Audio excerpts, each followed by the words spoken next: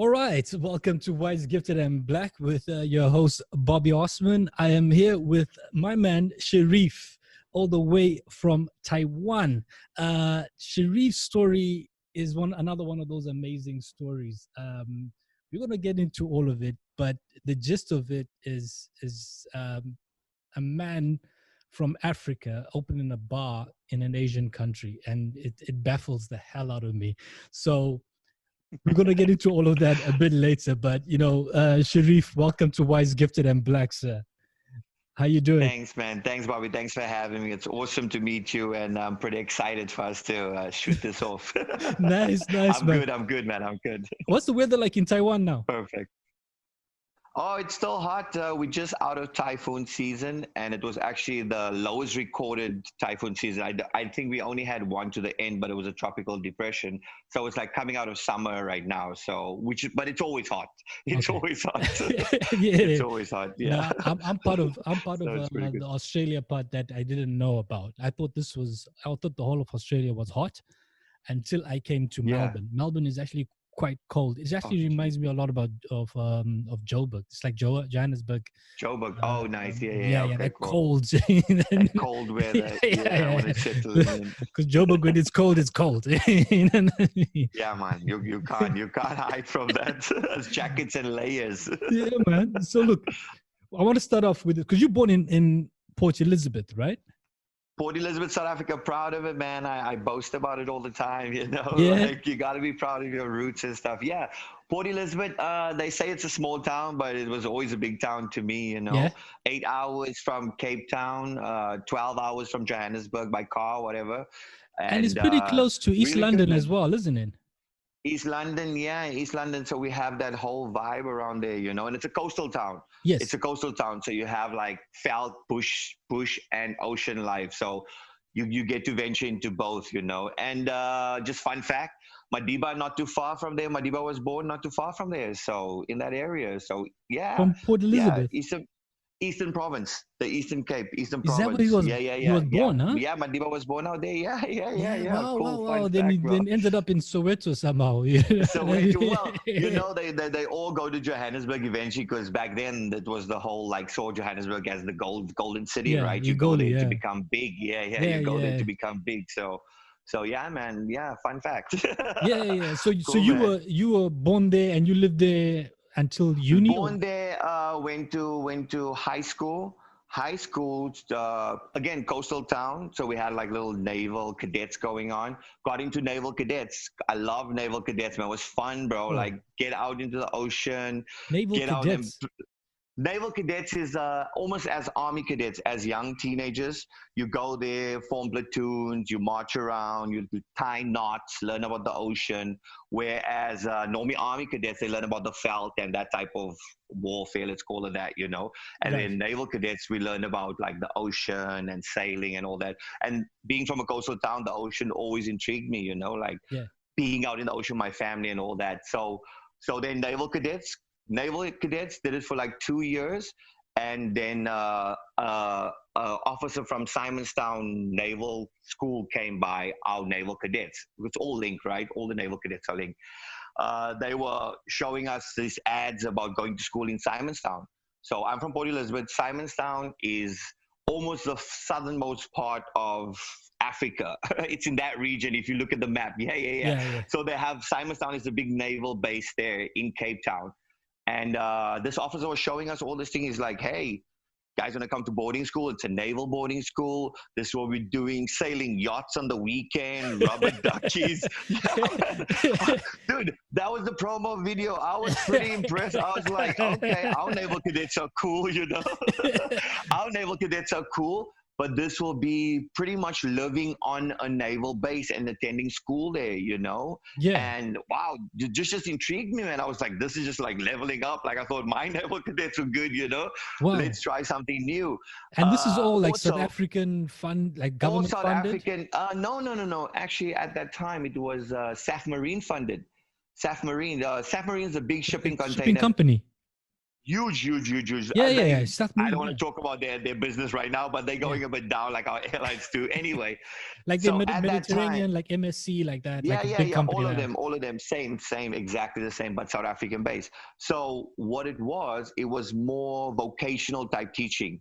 So you would go there like grade, what is it now, 10, 11, 12, and you would be actually learning to be in a job as soon as you leave high school. Literally the day you leave high school, you can go to their offices and apply for a job, and it would be like a ship's agent.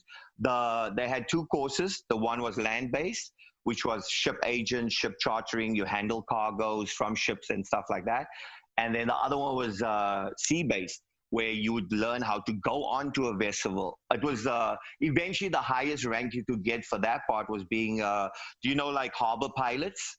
A harbor pilot is someone that leads the boats into the harbor. So wherever you are, Melbourne, Auckland, wherever, Cape Town, Durban has their own pilot, popular pilot actually too. Ships coming from wherever, South America, India, wherever. And then before they dock, a pilot from our local harbor, anywhere in the world, this happens anywhere in the world.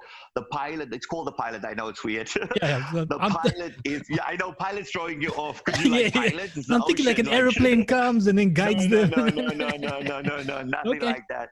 I'm obviously non-naval. Yeah, exactly. The pilot boards the ship and he instructs them how to maneuver into the harbor because he has more knowledge of that particular harbor. So maybe these guys are coming from where Europe, England has a big container ship coming, or Italy, whatever, you know. So that was the two fields you could learn. And I was impressed. I was like, that sold me. I was like, what? And then he was like, oh, but to get a full bursary, we got an exam coming up in 3 months' time. for you guys to qualify for the bursary, you have to do the exam. Which I thought, okay, I mean, fair enough. You know, you got to do the hard work to get the payoff, right? Yeah. And then the exam actually came by. They gave us the material to study, which was a lot about our naval cadets, but also a lot about general school knowledge. You know, like maths or geography and stuff like that. It came and I aced it, got the highest actually in that group. Wow. Yeah. But again, as I always, I tell my daughter this too now, you know, it's if you're interested in something, you learn it way faster. Yeah. You know what I mean? It's why kids struggle with math or it's not exactly, bro. You know, it's why kids struggle with a thing they hate. Talk to a kid in the subject they hate, they're struggling with that, you know. 100%. Talk to a kid in the subject they love, they're excelling at that, you know, because they're just sinking it in.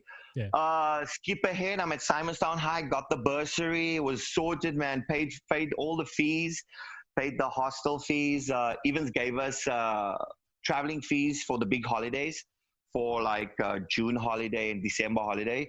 They would pay for our Greyhound bus down to PE and back, you know. Dude, it was very well. Like, I loved it. I loved it a lot, man. Was it like a bit, when you say naval, was it like a bit like army regiment kind of thing where you had to be strict with everything? Full on, brother. Full on. 6 a.m. wake up, raise the flag, boatswain's call, we blow the whistle, you know, we lift the flag. And the first year, all grade 10s get to live on an actual boat. Right. A real boat. Docked against you don't get to live in the hostel, you get to live on this boat. And again, some more fun facts. The boat we lived on was called the Cable Restorer. It's the last cable restorer in Cape Town, I believe, which was just a boat that laid cabled wires from maybe Cape Town to Kalk Bay to Fish Hook in the Bay Area, because they lay all these wires under the ocean, right? So this was one of those boats, and we got to live on it, man, like 20 kids at a time, grade 10s. There was a hierarchy too, obviously grade 11s, grade 12s, you know, and we lived 4 in a little cabin. Cool, just to give you that whole experience about living in the ocean. You feel the boats sing at night, you know. We're still in the harbor, but you just know it's coming in, the sounds of the boat and living there. Oh, man, it was a good experience. I loved it. I really loved it, bro. Really loved it. It was good. No, it's always intrigues me of people that that get trained like by army and stuff like that. You know what it does to your personality from a young age. You know what I mean? It does teach you. It does teach you how to be a bit more focused. I think you focus.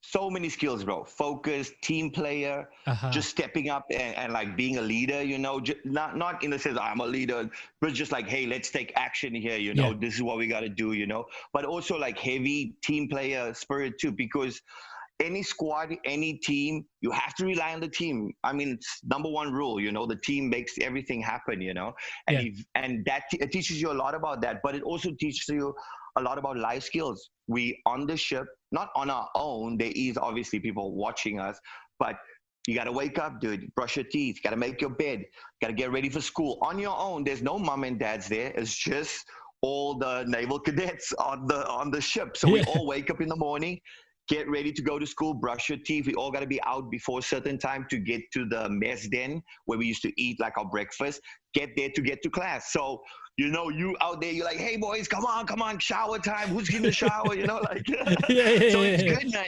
That camaraderie and like, you know, it builds because then you're living with all these dudes for that time, you know, and it was perfect for me because, 4 other dudes from my naval cadets came with me, which is also my good brethren that live with me in my neighborhood, you know. Nice. So we already like super good mates. We grow up together. Now we're on this whole life-changing experience where we're attending school in Cape Town at a naval base, and yeah, it was great, man. It was really good. I excelled so much, man. Like, it's a beautiful, like, whenever you Google Simonstown, beautiful location, mountain to ocean. Our school is on this cliff. It's also one of the popular beaches. It's the beach you always see of Cape Town with the penguins on all year round. Yeah. There's a beach in Cape Town. It's called Boulders Beach. Yeah. My school is right above this beach, like looking onto this beach, man. Dude, it was sick. So sick, bro. Whales in the harbor. That's one thing about South that I have to go to Cape Town, man. I have to, man. You have to, man. Oh, I haven't man, been just to Cape natural Town. beauty everywhere. Oh, what? No. I've You never have been to. to Cape Town, and it's everybody just goes on about it. Just you have to. This the beach man. And stuff like that. This is just the natural beauty, just you being outdoors and checking everything out because it has that mountain and ocean look, you know. Yeah. So you can be in one end doing the mountain thing, so the other end doing like the ocean side, you know. So yeah, it's good, man. It's good.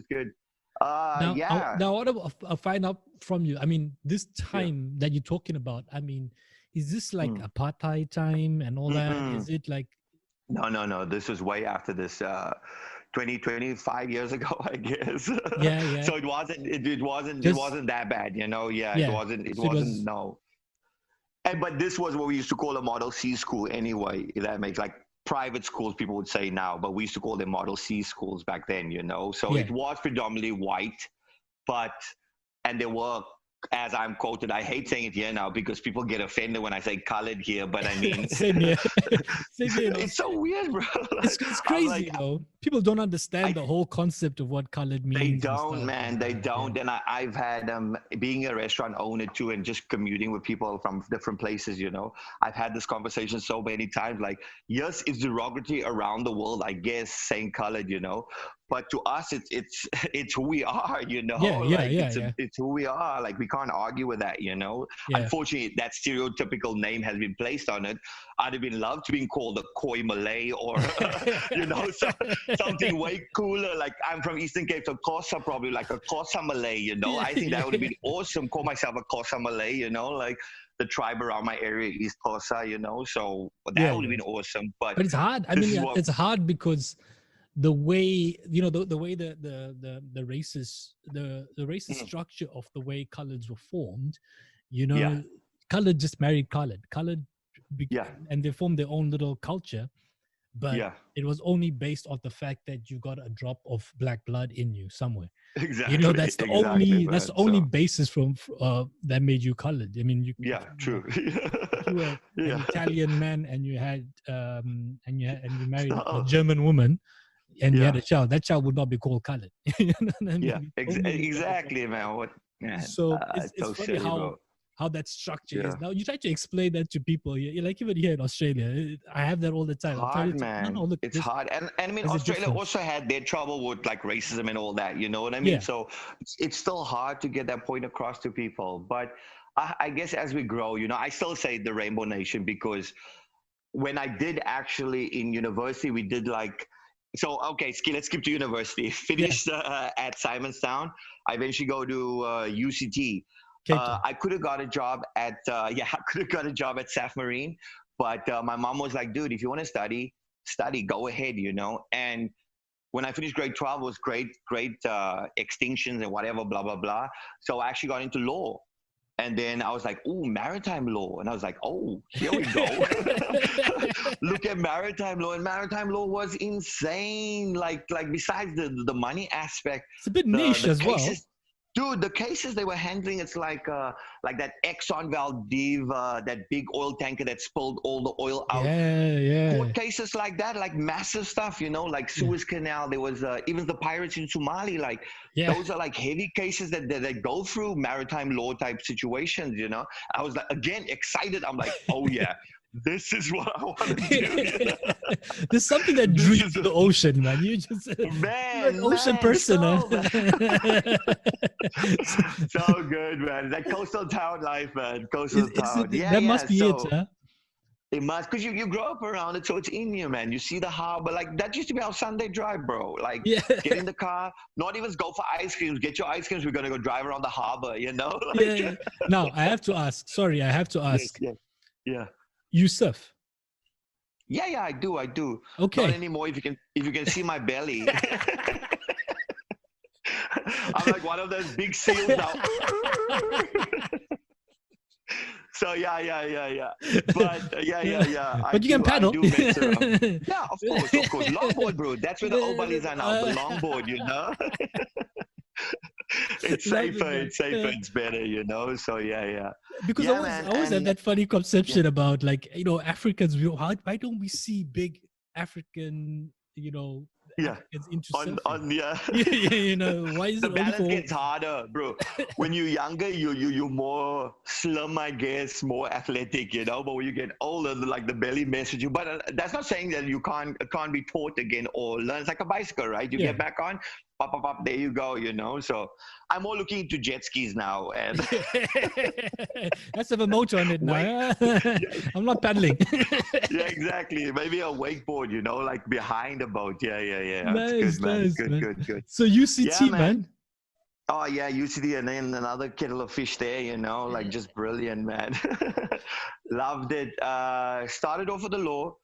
As any law, actually, you start off, I think the 4 years, the LLB program itself is just law. They just teach you the basics and whatever, blah, blah, blah. Then after that, you'll specialize like criminology or maritime law. Like that's kind of the route, right?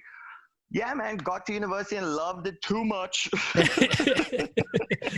I know a lot of Malawians that went to UCT, and a lot of them. Oh, yeah, there was a big gap. There was some good parties. Malawian houses, bro. Like, it was crazy. And they still are. They still go straight to UCT. Yeah, it's good. It's a good university it's really a good university. As credential-wise, like, even in this field here where I am now in Taiwan, I mentioned UCT and people they know it, like academics and people that they like, oh wow, because UCT also, they write tons of papers, they do tons of research, there's a lot of facilities there that do all types of fields, from the ocean to the mountain, again, all types of fields. So yeah, they publish everywhere. I kind of like it. But yeah, I liked it too much. 2 years into the law, I was kaput, bro. I was like, no. What, you're worn out or? Not worn out. I was just enjoying university too much, unfortunately, to my own decay. It was just too good at university because now there's no parents. Yeah. You're not in a boarding school. This is me on my own. I have my nice apartment. I'm living the life, bro. It's like, go to lectures. Sure, I'm here for lectures. So, and some of those lectures, actually, they do like a class attendance percentage. Yeah. So you got to be there for over 50% of the classes to even get a 30 or 20% grade too. And I'm like waking up here lunchtime, miss the whole morning classes. Not good. There's a couple of people that went to UCT that got very similar stories. I don't know whether it's UCT. Yeah, man. It's the Cape Town vibe, though. That's the one thing. Yeah, I think it's the vibe. Yeah. It's the vibe. Yeah. And another thing I used to always hear about is the women in Cape Town Mm. and stuff. I heard it was like crazy and stuff like that. The So, best, man, the best. And being at the Rainbow Nation, being in a multicultural university too, there were other Africans too, yeah, like again Malawians or whatever. But there was other Angolans and dude everywhere, Moroccans, everything, man. And that's the beauty too that I really liked about it because you could connect on that level, you know. yeah. So yeah, and I did again. I indulged. I was the perfect person for university, you know. Academic wise, I Very wasn't failing. stereotypical. I wasn't failing, but I wasn't meeting the grade because I missed some of the important things, you know. My lecturer called me in and he was like, dude, seriously, go home today, write down a few stuff. Do you really want to do this? Do you want to be a lawyer? You know? Yeah. And then, I mean, it kind of hit me. I mean, there was some more stuff that he said, obviously, though, really hit me, you know? Because he said, are you my favorite, though? You're such a great talker. You know what I mean? You always held the room. Like, you know, that's the stuff he was telling me, you know? He's like, I enjoy, like, our court days. We had, like, mock court days, you know? And I would always just have them cracking up, you know? The whole court, I guess. He saw something in you, so Bro, and for him to say that, it hit me, too, you know? I was like, oh, man, like, okay. And he's like, you in second year now? For you to do well in third year, you probably have to do some of the courses over. And I was like, what? Wow. Like, what do you mean do courses over, you know? He's like, we can push you on to, yeah, I know, bro. Like, no way. He's like, I can push you on. Yeah, I can push you on to third year, but you will have to do some of the second year courses, you know? And so he gave me the whole spiel in tears, you know? I'm like, bro, like, really? Like, blah, blah, blah. He's like, yeah, man, this is it. This is going to happen, you know? Then he hits me with like, but you could do a humanities stream. You could go to politics. You could go to economics. You can, if you don't want to be a lawyer now, he's just giving me the option to say, go home today, think about it, come back tomorrow. We have a good little coffee break again, chat about this, and you tell me what you really want to do. Anyway, I went home, got on the school's website, scrolled around with the credits I have already. I went straight into third year politics, you know. Politics. So going from law, second year law, yeah, so makes sense. You can go into politics with good credentials. Like I was an okay student. I was an okay student in the law department, but if I switch over to politics, I'm like almost up with the top echelon. I was like, wait a minute, how's this working? Because all the kind of makes you think about the politicians that we've got running the countries. Right? In any country, really. In any country. It's not the cream of the crop. And then, bro, man. So my base credits allowed me to jump a lot of the 102 or 101s in politics and jump straight into search because it's not the same, but you do similar subjects. You know, you do similar courses in the politics department and the law department. So my credits eventually equaled out to be like, okay, I can just go straight into third year politics. One more year, I graduate. 4 years, I graduate. You know, and I was like, oh, okay, this is more interesting. You know, like, okay. Nice. So I went home, called up the folks. You know what I mean? Broke my mom's heart. I was like, well, lawyer, maybe not. You know, she's like, honestly. Dude, I mean, I've told all my friends you're a lawyer already.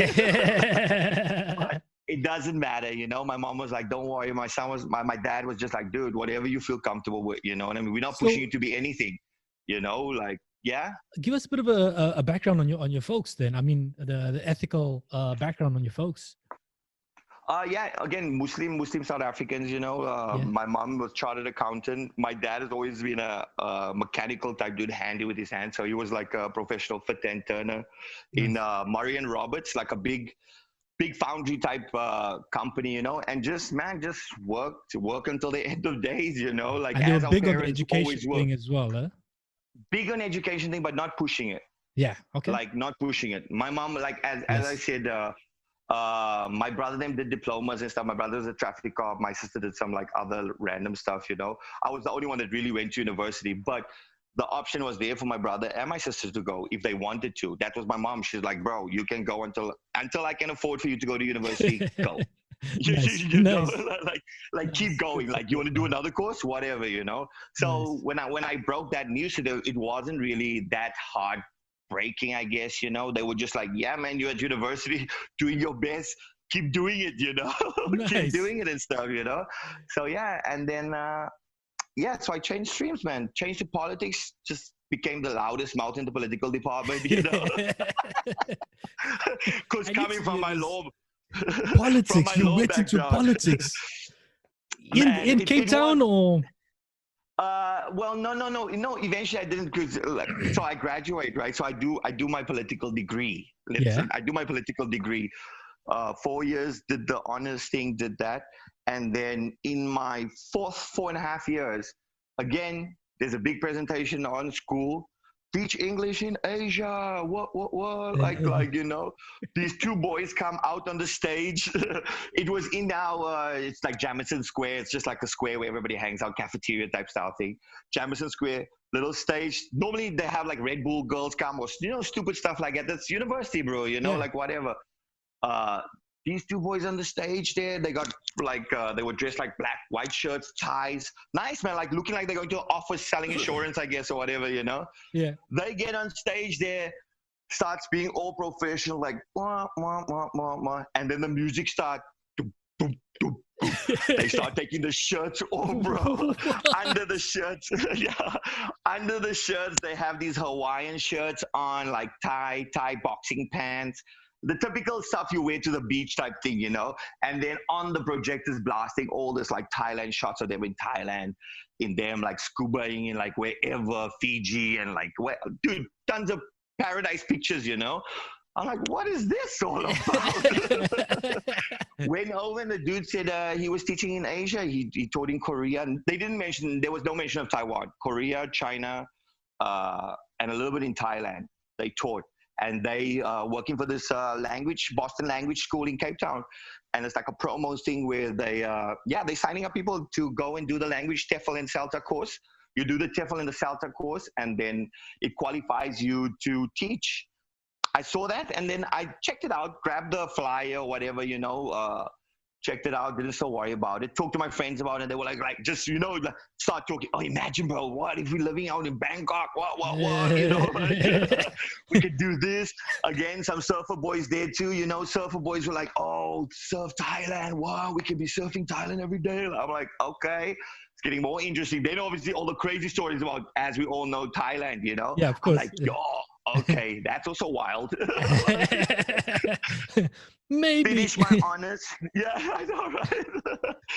Do more research. I'm like, it's actually not bad. Like the exchange rate was good at that time. So I was like, the monetary side of it was very good, you know. I was like, straight out of uni, I'm getting offered this. My friends are coming straight out of the uni. They won't get offered this, you know. They would be starting like a front desk job to an internship job to like, by the time I'm already unfortunately, I didn't have to pay back any university because my mom already covered that out, you know.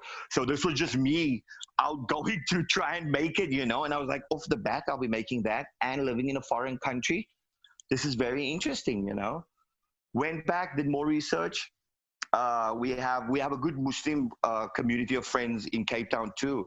And one of my friends, her sister was working in Saudi teaching, you know, and she just started telling me, she was like, oh, you got to go to Saudi with Muslims, and it's beautiful, you know, giving me now the boys gave me like, oh, the Thailand crazy side. She's giving me like the beautiful Islamic side, you know, and I'm like, oh, why? And again, I'm intrigued because you get to live with a Islamic Muslim family in their house.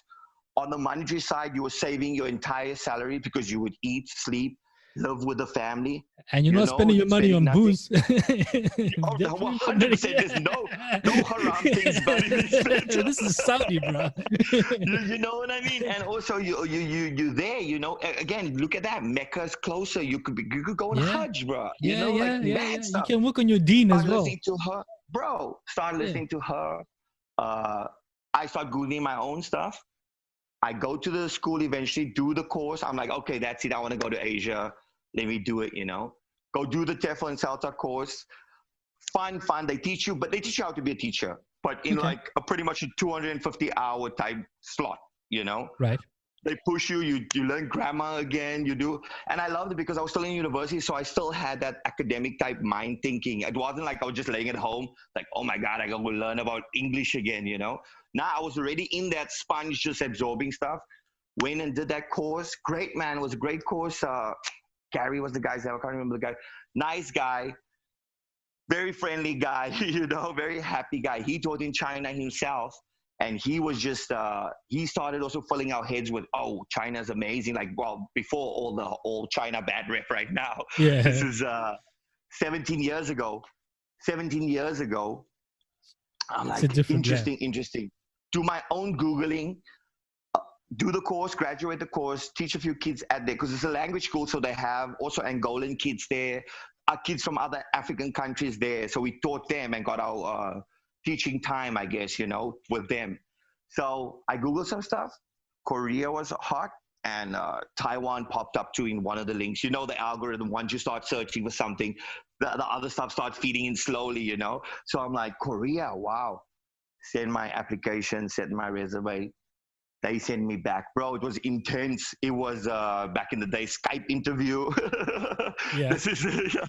Yeah. But I also had to send pictures of my family and like my family history and like blah, blah, blah in this email. It was intense. My mom was like, I don't feel comfortable sending my picture to Korea. Well, it's not North Korea. Yeah, well, true. But you know, the scammers, bro, from Africa, the scammers are wild, man. You don't know what the people's doing out with you. And especially 17 years ago, you know, like 17 years ago, what the hell's happening out there? Yeah. Anyway, Korea was dope. I didn't go. They sent me the information to Korea.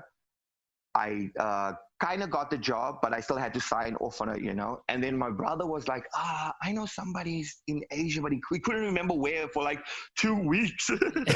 Eventually it hit him, and one of his friends was in Taiwan.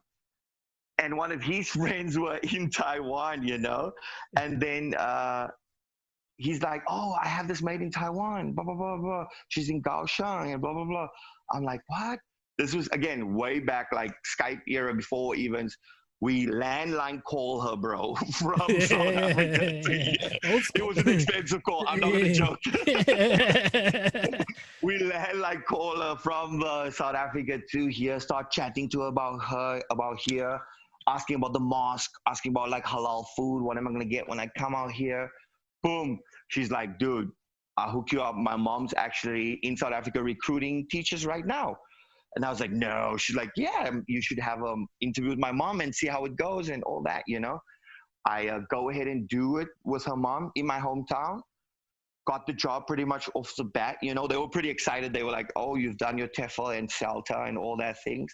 And I felt more comfortable going to a country too where I kind of knew someone. Yeah. You know, than just showing up in it's a big move, huh? It is, bro. Opposite ends of the world, huh? South Africa. Yeah, exactly. You know. And my first time in an Asian country, you know, and I mean, like I've been just on the border countries in South Africa, like, but nothing like Asian, you know. So, which is also my choice. Why I should say over like Saudi Arabia or European, because South Africa, like, yes, it's colonial. We had the colonials come there, so some of the places still look very colonial. Like we have the old British buildings, especially Port Elizabeth, named after Queen Elizabeth. You know, but Asia was totally exotic to me. I was just like, whoa, like I'm going to a place where probably 90% of the people won't understand what I'm saying. That excited me. I was just like, this could be a wild adventure. I'm picking up something from you that's very interesting. You don't seem to be a person that's afraid of change at all. I sometimes want it. I like it, actually. You embrace it. I like it. I do, man. I do. I also like the challenge. I get very bored quick, I guess, you know, or comfortable. I shouldn't say bored, more comfortable. I get comfortable in my ways. And I'm like, oh yeah, 5 years could slide by.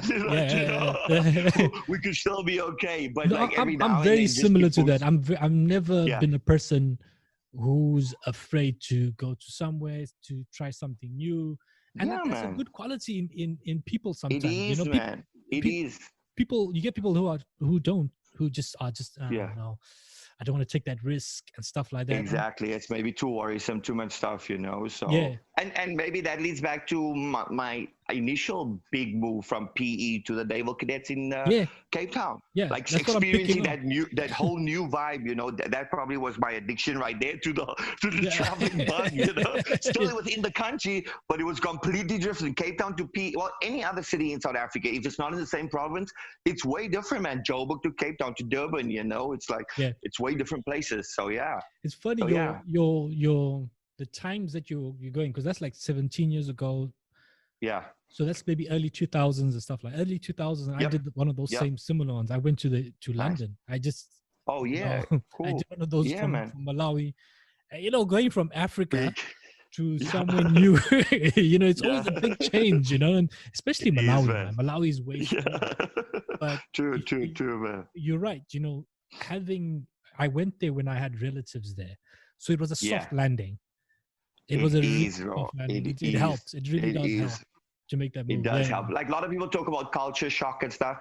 Bro, I didn't even experience it, man. I'm like, nothing. I'm like waking up, bro. Well, obviously the food in a sense, but again, as you say, that soft landing, the mosque, bro. I just went to the mosque. More Yeah. brethrens. Yes. They're Yes. like, oh, Yes. you're the South African brothers. They're Yeah, like, that's where oh, you salam. network. Like, embrace, bro. Embrace immediately. I'm getting invited home to halal dinners, Nice. you know what I mean? Like, Nice. the embrace was already there. So that also kind of like buffered my culture shock, I guess, because I still speak to some people, like even my fro had some when she came, she had a little bit of culture shock, just getting used to the lifestyle here. But I think because I was just also getting hungry for like adventure and just like, let's do new things, let's see new things, let's keep going, Nice. that I just ate it up, Yeah. 100%. 100%. So the culture shock wasn't that bad. The food, yes, but Taiwan seafood is amazing. Halal. So Vegetarian food where is did you land when amazing, you landed in Taiwan? In Kaohsiung. In Where you are right now? Yeah, in Kaohsiung. Yeah, I where want I to am ask you right now. something about Mm. Taiwan. There's the Yeah. Aboriginals from Taiwan. Mm. Do you know anything much about them? Do you meet a lot of them, or do you know any of them? Yeah. My business partner's fiance, she's Aboriginal actually, and we often go to her village on like Chinese New Year. Yeah, they're all over the island, bro. I mean, again, they're the true people of this land, Yeah. And there's a few. There's Paiwan, Hakka. There's a few different tribes, Right. and they all have like their own type of tribal gear, and some is more near the ocean, so they have again that ocean vibe going on, sustaining from the ocean, where the others live in the mountains and the forest, and they sustain from the mountain and the forest. So it's very interesting, and again, they everywhere. They the people of the land, they're the people of the land. They everywhere, man, and they're good peoples. I love them. Yeah. We vibe with them. Nice. Maybe we colored too.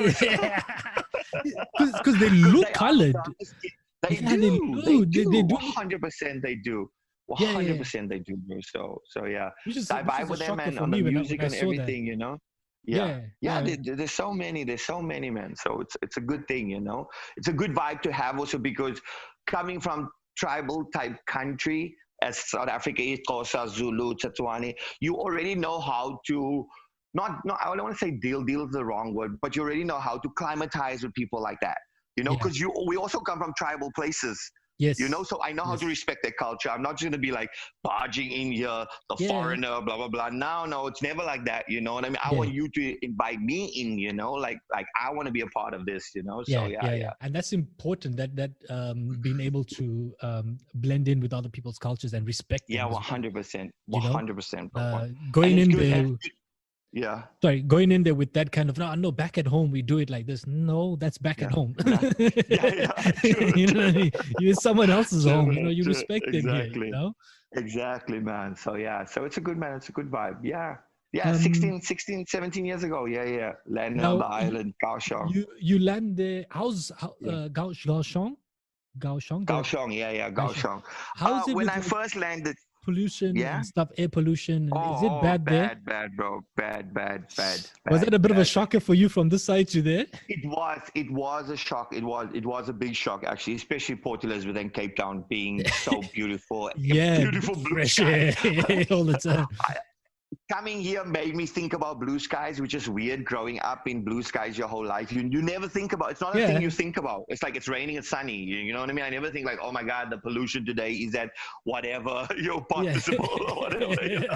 You don't think about that. You just wake up, and then coming here is like, oh wow, all right, this is real pollution, But don't forget, Taiwan, the size of Taiwan, it's smaller than the Kruger National Park. Yeah. In South Africa.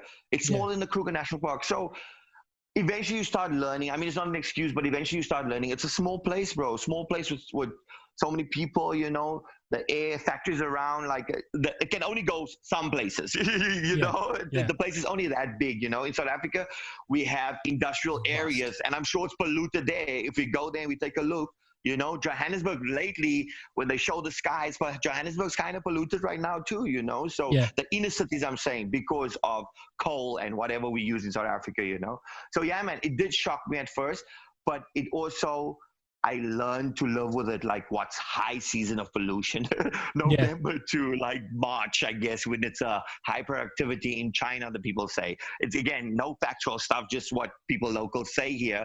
Industries that are high during that time, they pushing out the Christmas orders or the production for the world, Nice. And Taiwan, the proximity to China, the coastal of China, this just blows out this way, So yeah, man. Right. So you get a bit of air pollution as well. You do. So look, you landed there 17 years ago. You got a soft landing. You got some relatives there and everything. Yeah. You mentioned the Aboriginal people that like you're mixing with people. So I kind of get the feeling, I've heard this before, that Taiwan, they're quite diverse in their community. So was there any little touch of racism? Nothing like that? Oh yes, there was. There was. Yeah, man, there was, because again, I blame it on the whole Darwinism thing of like, no, the lighter skin versus the darker skin. If you're lighter skin, you're living the more affluent city life in any place in the world. In South Africa is the same too. The darker people are the farmers, Asia, the people living on the lands, you know what I mean? So here I come. Also, I mean, look at me, bro. I'm brutally handsome, I didn't want to say it before, but now that you put it up. yeah, shows up this brutally handsome dude, versus they've always only had blue-eyed, blonde-haired teachers, because that's what they want here. Again, 17 years ago, that's what they want here. They want a foreigner, but that's also their view of what a foreigner looks like. Blue-eyed, green-eyed, blonde hair, what like that, And then, so I got here. When I got here, actually, the street signs were still all in Chinese. They had some English signs. So imagine coming here, bro, driving down the road. You must know where you're going. This is free Google Maps on my phone, and you can just keep going. Go straight, go left. This is before all that time, They told you to be at that place, and you need to map it out. I'm driving around with a map, coursing my route, bro, Just a note on that. The road signs changed because they had the World Games in can't remember. They had the World Games in Kaohsiung, so that pushed them to change many of the road signs and many of the signs around to make it English. Because the World Games it's kind of like the Olympics, but all the games that don't get played in the Olympics get played at the World Games. So like rugby and like stuff like that, So they had that, and that changed the city immediately, bro. Because then the government started putting English signs everywhere, blah blah blah, like that, So and it stayed the main roads back in the day had the English names, but like you veer off a side road, there's no English names. Now pretty much everywhere has, and Google Maps, the beauty of Google Maps, right? So yeah, anyway, back to the racism part. Well, I won't say racism in a heavy racism sense, but I used to get that when I used to enter schools. In Chinese, chocolate is chocolate. So my nickname at the one school was Chocolate Lao Sư, chocolate teacher. So, that's not racist, right, bro? I'm just sweet, I guess, So, you know what I mean? Like, but it's not that overt kind of racism. It wasn't also, but I mean, the kids were saying it, bro. The Yeah, kids yeah, were saying it. yeah, yeah. You know what I mean? So that they obviously noticing my shade is a bit Mm. Yeah, darker than the other teachers at the school, because there were other teachers at the school. I wasn't the only at that specific school. You know, I wasn't the only foreign teacher there. There was other South Africans and an English dude, and yeah, some other Europeans. You know, which were white, blue-eyed, blonde-haired type dudes. You know, and here I roll up with my vibe, you know. And so I won't say it's racism like very overt, as you said, you know, but I mean, the kids were saying, so they must know, you know, so.